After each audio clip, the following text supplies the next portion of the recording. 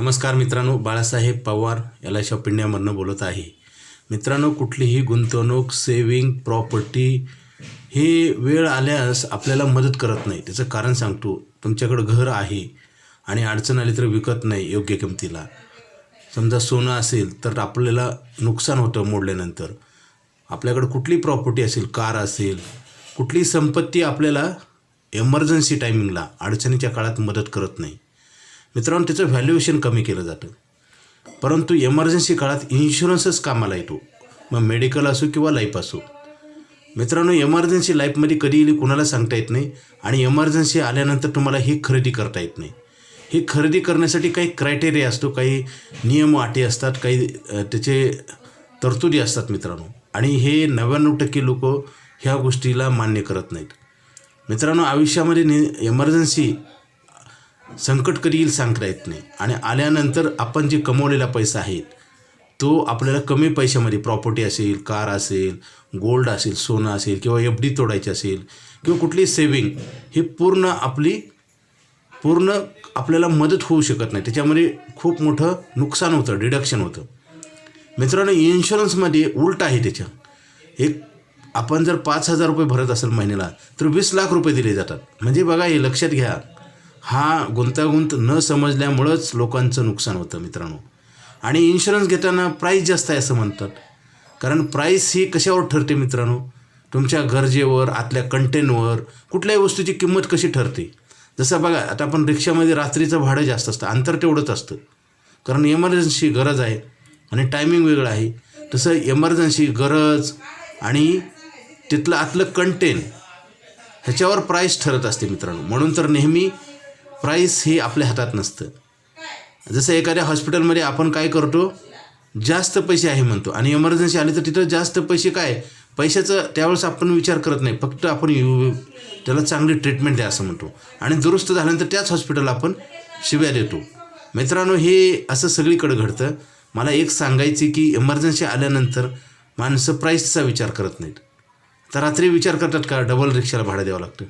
कुठल्याही वेळेला एमर्जन्सी आल्यानंतर, आणि एमर्जन्सी कोणाच्या हातात नाही, म्हणून इन्शुरन्सचा प्रीमियम कधीही जास्त नसतो मित्रांनो. जसं 1,000 रुपये महिना बचत केली सेविंग तर आपल्याला 5 लाखाचा बॉन्ड मिळतो. 5 लाख जास्त आहे की 1,000 रुपये जास्त आहेत. किंवा मेडिक्लेमच्या बाबतीत 15-20 हजाराचा हप्ता असतो, परंतु 5 लाख रुपये लिहून दिलेले असतात. मला एक सांगायचे की आपण आपल्या गरजेनुसार आपण त्याचा वापर करतो, असं होत नाही. गरजा कधी निर्माण होतील, एमर्जन्सी अडचण कधी येईल ही सांगता येत नाही. त्यासाठी इन्शुरन्स हे आपण पहिलं घेऊन ठेवला पाहिजे, जास्तीत जास्त घेतला पाहिजे. कधीही खरेदी करता येत नाही मित्रांनो. मार्केटमध्ये तुम्ही वस्तू कधीही खरेदी करू शकता, परंतु इन्शुरन्स कधीही खरेदी करता येत नाही. ज्यावेळेस तुम्हाला गरज असते त्यावेळेस इन्शुरन्स कधीही मिळत नाही किंवा आपल्याला पाहिजे तेवढा मिळत नाही. रोज आपल्याला इन्शुरन्सच्या बाबतीत आपण दुरावत आहोत. लक्षात घ्या, इन्शुरन्स आपल्याला उद्या मिळेल का नाही हे पण सांगता येत नाही. आणि आम्ही सांगायला गेल्यानंतर त्यांना महत्त्व वाटत नाही किंवा आम्हाला ते टाळाटाळ करतात. मित्रांनो, इथंच चूक होते. आपल्याला एखाद्या व्यक्ती पॉलिसी घ्या म्हणतो म्हणजे तुम्ही पात्र आहेत आणि आपली पात्रता आपणच अपात्र होतो. आपल्याच कर्मानं आपलाच घात होतो. म्हणून तर मी म्हणतो कर्म श्रेष्ठ आहे. जात, धर्म, प्रांतभेद, वर्णभेद हे काही नाही, हे थोतांड आहे मित्रांनो.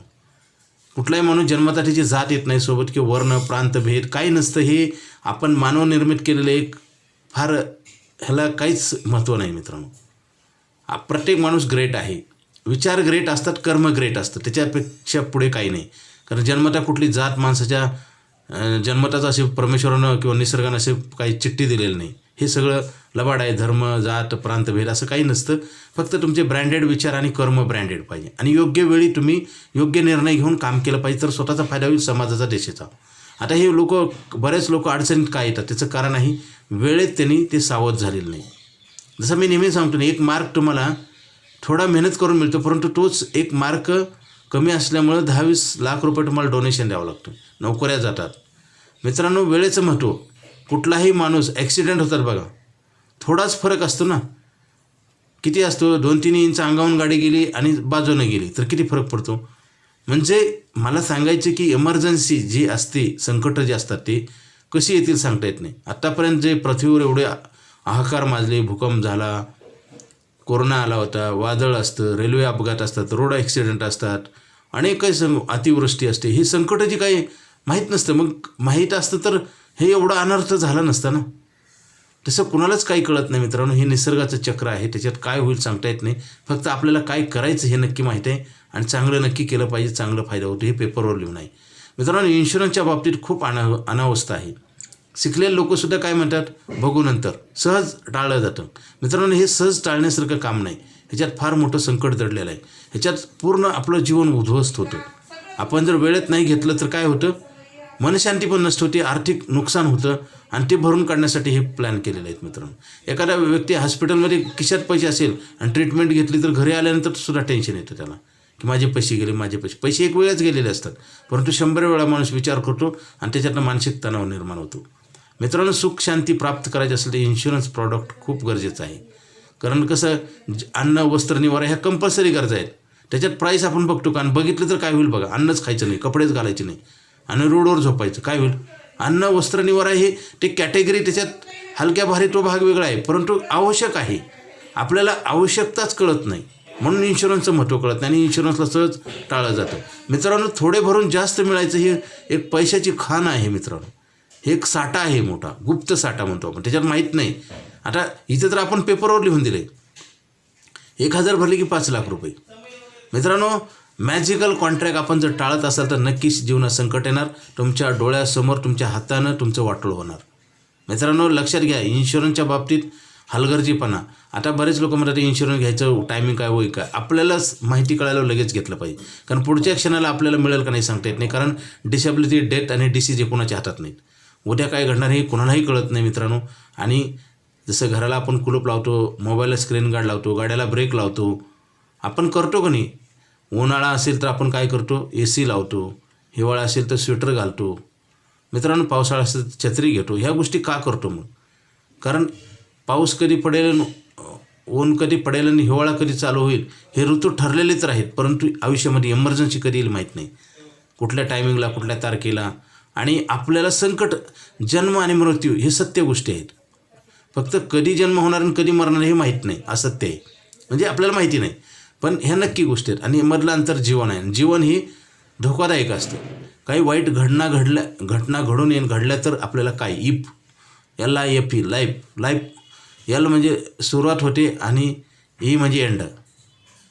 तर ह्यामधलं इफ म्हणजे काही झालं तर फार मोठा आहे मित्रांनो. ह्याचा अर्थ, लाईफचा अर्थ आहे LIEF. L म्हणजे स्टार्ट आणि E म्हणजे एंड. आणि मधलं इफ म्हणजे जर तर काही घडलं तर जर तर फार मोठं असतं मित्रांनो. काही घडलं तर काय, प्लॅनिंग. आणि 99% लोकांकडे प्लॅनिंग नसतं. असलं तर ते कमजोर असतं मित्रांनो. कारण एमर्जन्सी कितीची येणार हे माहिती नसतं. आणि लोक प्राईसचा विचार करतात मित्रांनो. काही लोक जास्त प्रीमियम आहे म्हणून मेडिक्लेम भरत नाही किंवा LICच्या पॉलिसी काढत नाहीत. काही लोक रिटर्नचा विचार करतात. मित्रांनो, कुठलीही इन्व्हेस्टमेंट आहे मला सांगा, SIP, सोनं चांदी, घर जागा जमीन, कुठली गुंतवणूक तुम्हाला फ्युचरमध्ये गॅरंटी देते मला सांगा. कधी घर आपण 50 लाखाचं घेतलं ते 50 लाखाला विकत नाही. सोन्याचं तसंच आहे, प्रॉपर्टीचं तसंच आहे. बचत आपली कधी संपून जाईल सांगता येत नाही मित्रांनो. इन्शुरन्समध्ये फ्युचर पॉवर असते मित्रांनो. आणि फ्युचर पॉवर आपणच आपली गमावत असतो. जसं एखाद्या टायरमध्ये हवा नसेल तर गाडी चालते का, गाडी सगळी चांगली असते, पण तो हवेचं महत्त्व किती आहे. तसं आहे आपल्या जीवनातली, आपण हवाच काढून टाकतो आणि त्याच्यामुळे आपलं जीवन स्टॉप होतं, रनिंगमध्ये असलंच थांबतं सगळं. इन्शुरन्स ज्याच्याकडं नाही ना त्याचं जीवन उद्ध्वस्त होतं, मेंटली आणि फायनान्शियली दोन्ही पण लॉस होतो. कारण एकावर एक डिपेंड असतं, सायकल असते मित्रांनो. एक गोष्ट घडली की दुसरी ऑटोमॅटिक घडत असते, हे निसर्गाचा नियम आहे. जसं पेरणी नाही केलं तर गवत उगवतं, आणि शाळेत नाही गेलं की नापास होतो, अभ्यास नाही केलं की नापास होतो, जेवण नाही केलं की भूक लागणार आणि मरणार, ट्रीटमेंट नाही घेतली तर व्याधी वाढणार आणि डेथ होणार. ह्या अशा काही गोष्टी आहेत मित्रांनो. आपण थोडं काळजीपूर्वक, सध्याचा काळ तर निर्धास झालेला आहे, चिंता राहिली नाही आणि प्लॅनिंग करायला लोक खूप दुर्लक्ष करतात. दुर्दैव वाईट आहे मित्रांनो. पुढचा काळ फार कठीण आहे आणि प्रत्येकाला हिशोब मोजावा लागेल, हे निसर्गाचा नियम आहे. कर्जाची करणी वशी भरणी असते मित्रांनो. आपणच आपल्यावर अत्याचार अन्याय करतो कारण आपण सिक्युरिटी घेऊन चालत नाही.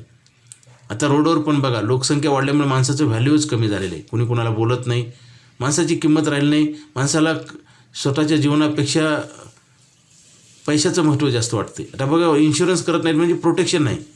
जसं घराला आपण कुलूप का लावतो गोदरेजचं 100 रुपयाचं कुलूप लावण्याऐवजी आपण त्याच साईजचं कुलूप आपण 1000 रुपयाला घेऊन लावतो. का लावतो?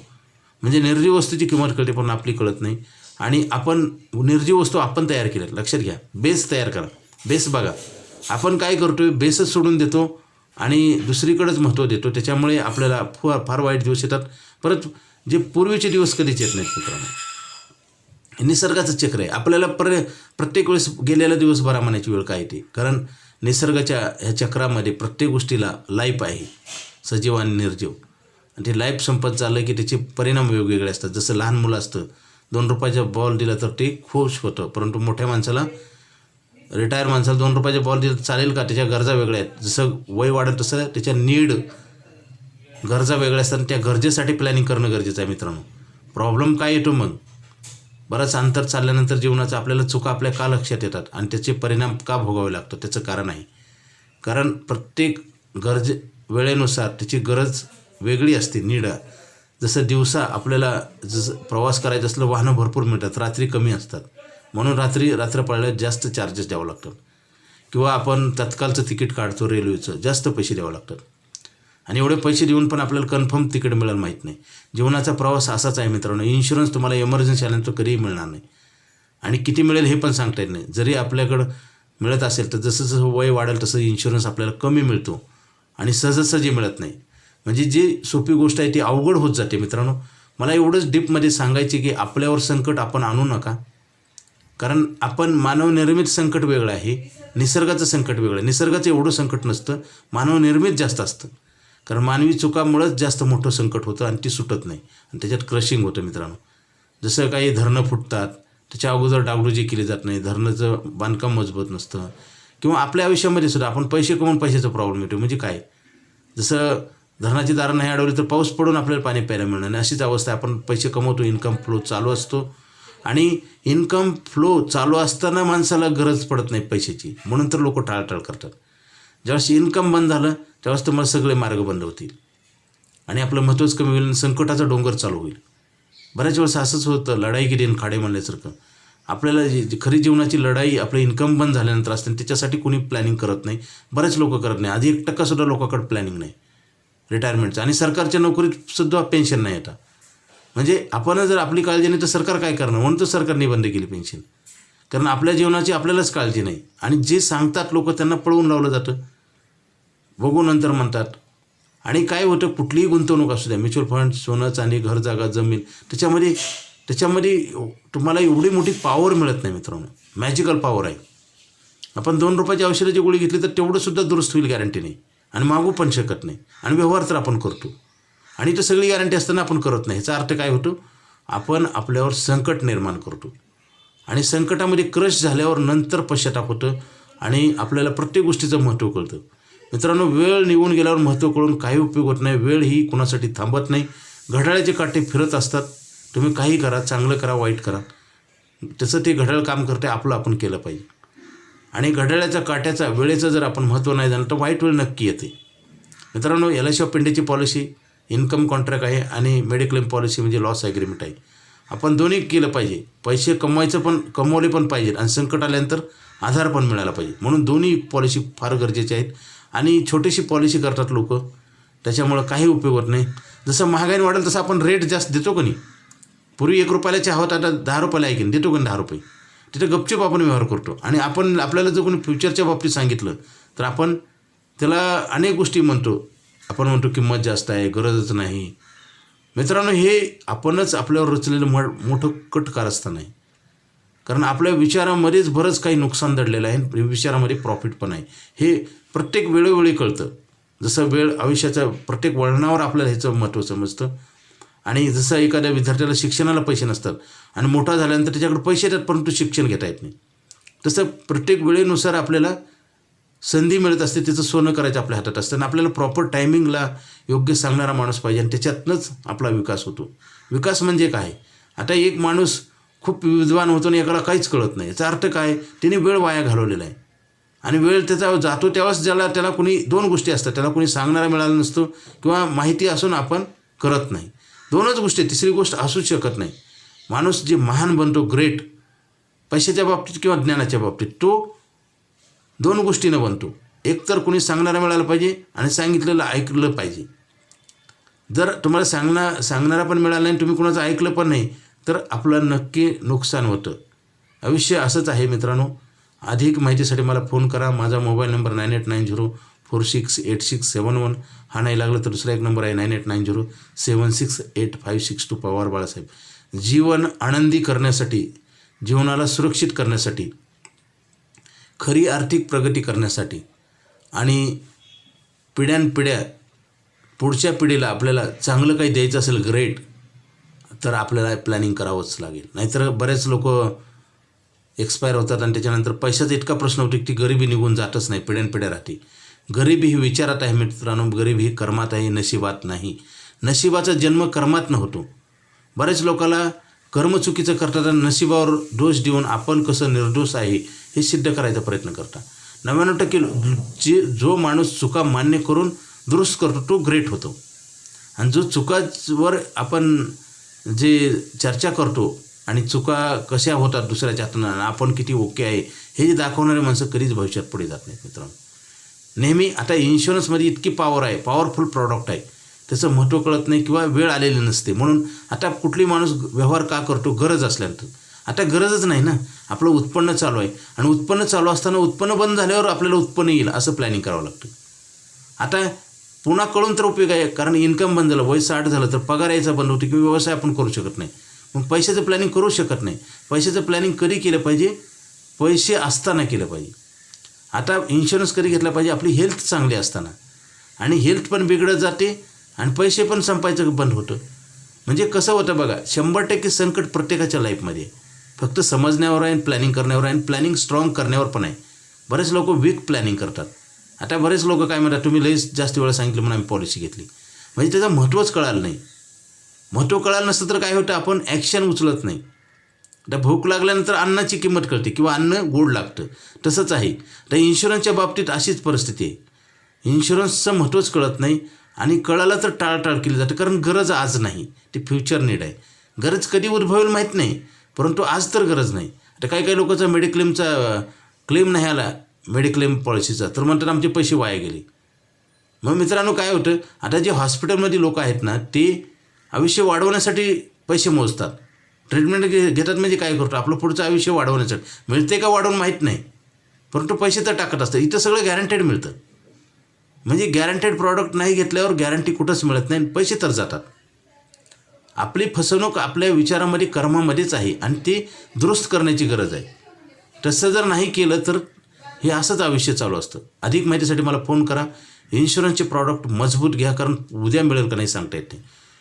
कारण इन्शुरन्स अशी वस्तू आहे, दिसत नाही. जसं ऑक्सिजन दिसत नाही, परंतु त्याची इफेक्ट किती आहे. कोरोनामध्ये पाहिले ना, ऑक्सिजन न मिळाल्यामुळे किती लोकांचा मृत्यू पडलेला आहे. ऑक्सिजनचं प्रोडक्शन वाढत नाही. तसंच आहे इन्शुरन्सची ताकद. ही प्रॉब्लेम आल्यास बऱ्याच लोकांना कळते आणि अगोदर आपण घेत नाही.